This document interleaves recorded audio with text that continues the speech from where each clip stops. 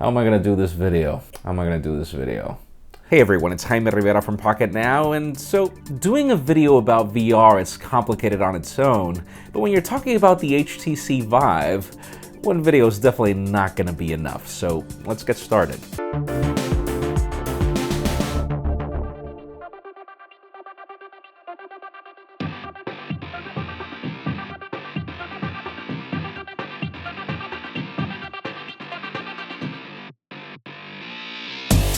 Just like the case of the average gaming computer, there is nothing simple about the HTC Vive. I mean, the Fedex guy needed a trolley to drag the box to my doorstep. Not because it was heavy, but because it was huge.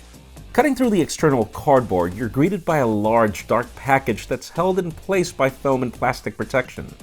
The added padding may seem a little overkill, but it starts to make sense when you dig within. The Vive's box is nothing short of elegant, reminding us of the retail packaging you'll see when you buy an expensive suit or dress. Uncovering the goods is yet another experience. Each individual product that makes the Vive possible arrives in separate containers that are also protected by thick, dark foam. Every one of these houses all the accessories needed for the specific unit to work. So where you see the controllers, you'll find the necessary USB chargers and adapters. Where you see the base station, you'll find the mounting brackets and screws, in addition to the necessary wall adapters. Where you see the hub, you'll find the HDMI, USB, and power cables, in addition to a pair of headphones. The Vive sits alone on a separate section, along with an extra visor padding for those with a thinner face.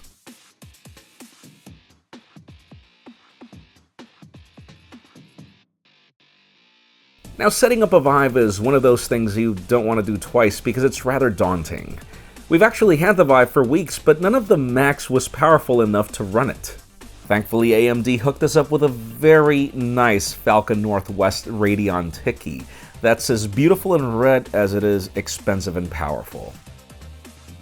For the Vive to work, you need to connect the HDMI cable from the hub directly to the GPU, so your monitor has to either sit on DVI or any other port.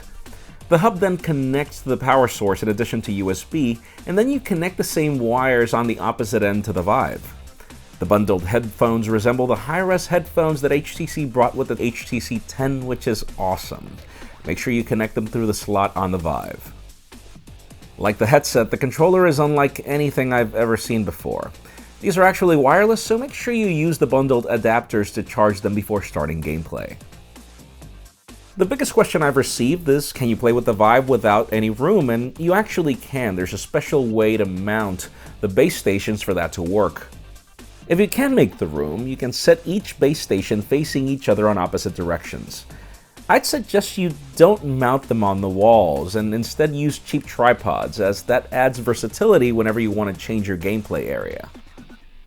The base stations make a very interesting noise within, hinting to fans, and there are some indicator LEDs that turn green whenever both sensors are in sync, and one will say a B and the other a C, hinting to syncing.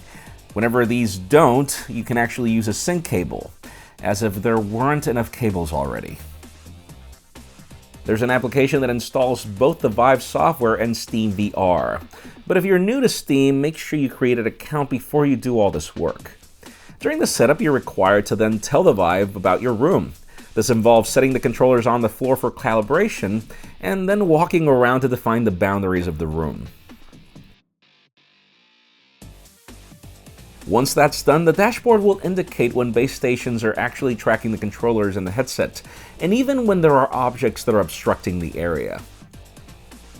Once you start digging within the software, you'll notice that there are a ton of applications already available, but the size of these is rather significant. Some of these are actually up to 5 gigabytes, so make sure you start downloading even before the setup process begins if you can. And now the moment we've all been waiting for, the actual experience of using the Vive. The wires on the back can be a little annoying, but you'll be surprised at how easy it is for you to know that they're there. So far, my first impression is that it's a bit heavy for prolonged gameplay, but trust me, I will be happily testing this thing for the next few days to tell you more about my experiences. So far, I've spent the last hour or so playing a game called The Lab, and I swear that it is extremely addicting. I highly recommend it. But again, the challenge is to see just how comfortable it is to actually use the Vive for a prolonged period of time. So yeah, that's how long it took to set up the HTC Vive, so now you understand why one video is not even enough. We've got a ton of coverage coming very soon, and I've got a lot of questions from my friends. We'd also love to know your questions in the comments down below. While you're at it, make sure you follow us on social media and hit that subscribe button down below for more videos like this one. You can also catch our videos on Vessel, vessel.com/Pocketnow, and follow me on Twitter, Jaime_Rivera, or on Instagram at Jaime Rivera. Please give this video a thumbs up if you like what you saw. I am Jaime Rivera. Thank you very much for watching. We'll see you on the next one.